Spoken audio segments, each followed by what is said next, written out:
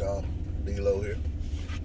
Alright, so I'm starting to hear people reference Devin Haney's WBC 135 belt as the regular WBC belt. I disagree with that, and I'm going to say why. The WBC stripped Lomachenko, or allowed Lomachenko to vacate, or however you want to phrase it. And Lomachenko gave up his belt so that he didn't have to fight Devin Haney, and he was given this franchise distinction, which was later said to be a belt, which was initially non-transferable, etc. But they never cleared up what exactly the belt is that they gave Devin Haney. You know, the WBC doesn't have a title called the WBC regular title. They have the WBC title, and they have this franchise distinction. Now they've made a belt for it, and they've let it transfer from Lomachenko to Teofimo Lopez when Teofimo Lopez beat Lomachenko. But it's like this with me. I don't feel like it's our job to clear up the WBC's mess. The WBC created a mess. The fans don't understand it. Hardcore fans don't really understand what's going on with it. And it's not our job to try to clear that up, to make it understandable for those who are looking at the WBC sideways, because they now have two champions in the same division. That's the WBC's mess to clean up. They made the mess. They didn't offer any clarity.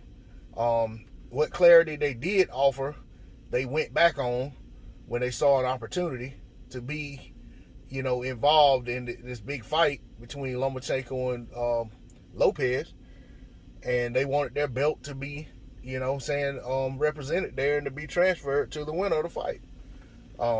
Regardless of who petitioned for it and so forth and so on, at the end of the day, the WBC made that decision.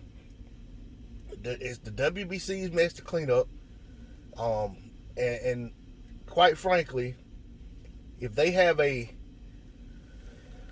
WBC franchise champion in two divisions, then where are the WBC franchise champion in the other divisions? You know what I'm saying? So it's like, what makes 135 and 160 so special, other than the fact that two fighters who didn't want to fight their mandatories, who had accomplished some unifications or had won some belts in multiple divisions, didn't want to fight their mandatories, and petition to get a doctor's excuse, a skip day pass, whatever you want to call it, to be able to still parade around as WBC champion, but not have to face their mandatories. I don't respect that. You know what I'm saying? I do feel like Teofimo Lopez is a victim of circumstance, because the WBC basically came out and said that Lomachenko was the only WBC champion prior to this fight, and basically was dismissive of Devin Haney. Devin Haney is a victim of circumstance. They're just, in a situation where, they didn't necessarily ask to be put in a situation where there's all this confusion around who the champion is. I'm glad that those guys are willing to face it, or talking as if they're willing to face each other. I hope that fight comes to fruition, and I hope once they come together and someone, of the two WBC 135 champions, because I don't see one as any greater than the other in terms of the value of their belt.